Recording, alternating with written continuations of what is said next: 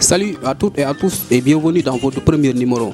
Nous sommes des étudiants et les vidéos que nous développons, ça parle de l'enseignement supérieur. On sait que parler de l'enseignement supérieur est une chose extrêmement importante.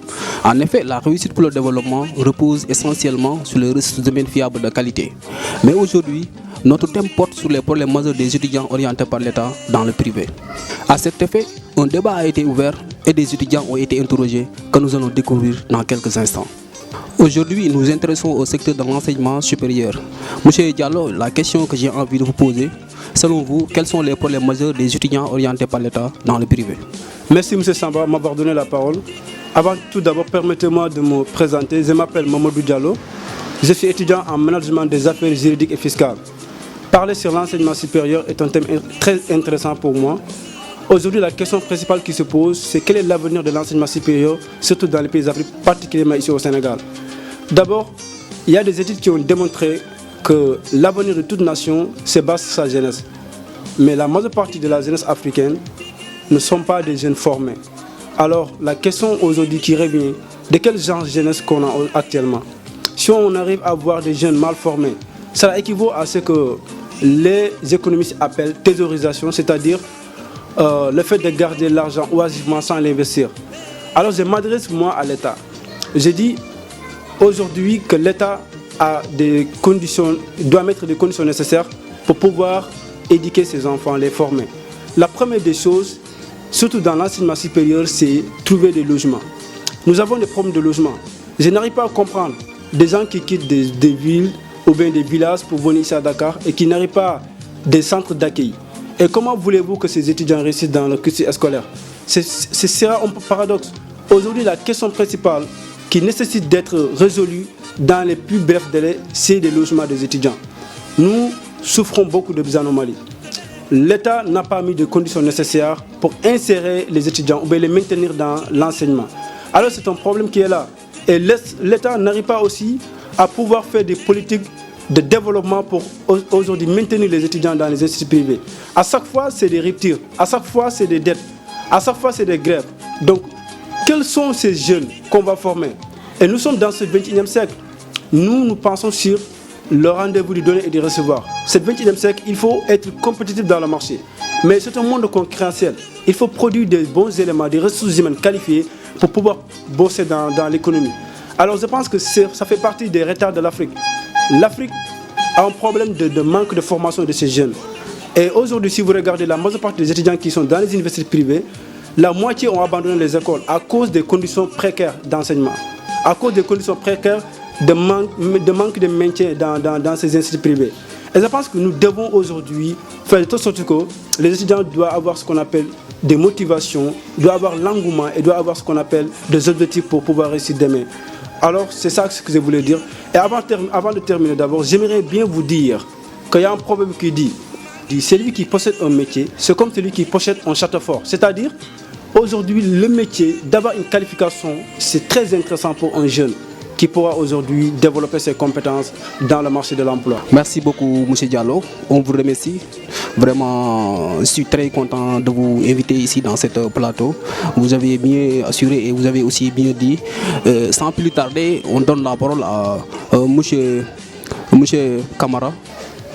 Merci beaucoup, M. Ba, de m'avoir donné la parole. Permettez-moi de me présenter. Je me nomme Doudou Camara, étudiant en transport logistique. Aujourd'hui, je pense que l'État, le gouvernement doit réfléchir sur la gestion des étudiants orientés dans le privé. Aujourd'hui, nous ne bénéficions pas de certaines opportunités.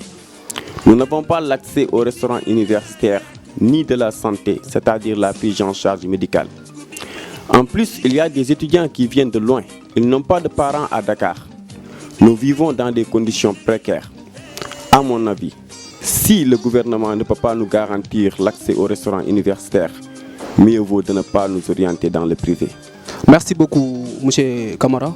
Vraiment, on vous remercie et bon sens pour le reste. On donne la parole à M. Dien. Toujours, c'est la même question. Selon vous, quels sont les problèmes majeurs des étudiants orientés par l'État dans le privé? Bonjour, merci Moussa Ba de m'avoir donné la parole. Avant tout, je me présente. Je suis Dian Dien, étudiant en marketing et communication. Bon, concernant les problèmes que rencontrent les étudiants orientés dans le privé. C'est nombreux, mais je vais parler concernant la pédagogique, parce que vous savez, quand on dit émergence, c'est le savoir. Et on ne peut pas quand même, avoir l'expérience ça pour autant recevoir un enseignement de qualité. Et raison pour laquelle la manière dont comportent certains professeurs, nous le déplorons. Parce qu'il y a des professeurs qui étaient des étudiants et qui n'ont pas terminé le cursus estudiantine. On les envoie dans les universités privées alors qu'ils n'ont pas le niveau. Et la faute à qui? On ne sait pas. En tout cas, nous parlons directement à l'État du Sénégal de nous considérer, de considérer les étudiants privés, parce que nous avons le même diplôme qui est le baccalauréat. Donc c'est à l'État de prendre ses responsabilités tout en nous considérant comme les étudiants qui sont au niveau du public. Merci beaucoup, M. Dien. Vraiment, on vous remercie infiniment. Et du coup, je voudrais juste ajouter, parce qu'aujourd'hui, il y a des écoles qui préfèrent recruter des étudiants qui viennent dispenser des cours dans le supérieur et ils n'ont pas maîtrisé les méthodes d'évaluation. Et je demande comment un étudiant dont la formation est inachevée peut dispenser des cours à des étudiants qui veulent être opérationnels à la fin de leur cursus. De un, ils ne maîtrisent pas les méthodes d'évaluation. Là, c'est la vérité. On le sait. Ensuite, ainsi, ils condamnent des étudiants aussi faisant le BTS. Là aussi, l'État doit prendre ses responsabilités et aussi de mettre en place un comité national composé des agents de l'État, des représentants d'étudiants, permettant de contrôler les règles et engagements déjà établis avec les universités privées. Je donne la parole à M. Sekou. Je pense qu'il a quelque chose à ajouter. Combattre le mal par des mots plutôt que par des pierres est notre slogan. Merci M. Ba pour cet honneur et invitation que vous me faites. Je vous remercie, vous ainsi que tous mes co-débatteurs et amis étudiants. Effectivement, vous avez soulevé une question très importante et je pense que étant un étudiant et entendre cette interrogation et se poser ou bien rester dans son coin, les mains croisées, serait une erreur. Donc, comme je le disais tout le temps, Son Excellence, Monsieur le Président de la République, Monsieur Macky Sall, c'est 40 et quelques mille étudiants orientés dans les privés, comme on les surnomme, les parapublics ou les maquifamines, vont tous les jours à l'école avec non seulement l'itinéraire de leur vie trahi, mais ils sont privés ou bien ils sont fermés d'accès au logement, mais aussi aux restaurations. Donc nous vous prions, vous, Monsieur le Président de la République, non seulement, même si vous ne pouvez pas faire de telle sorte que ces étudiants puissent avoir accès aux restaurations et logements, au moins donner-leur des bourses. Si j'ai un message à vous transmettre aujourd'hui, Monsieur le Président de la République, ça serait d'aider ces étudiants qui sont dans les privés. Mais une interrogation se pose. Comment aider ces étudiants? Les aider reviendrait à allier leur formation avec des stages. Je ne peux pas concevoir qu'un étudiant qui fait des années de formation et qui ne bénéficie pas des stages. Ça, c'est vraiment une catastrophe. Et nous vous sollicitons, vous, Monsieur le Président de la République, avec tout le respect que nous vous donnons, nous vous sollicitons encore une fois d'aider cette jeunesse qui est l'avenir du pays. Parce qu'on ne peut pas parler de développement et ignorer la jeunesse. Donc nous vous parlons, ou bien nous vous supplions, nous vous informons, nous vous demandons, Monsieur le Président de la République, nous savons que vous pouvez le faire. Nous vous le demandons, vous, avec vos ministères et autres, d'aider ces étudiants. Merci beaucoup, mes chers invités.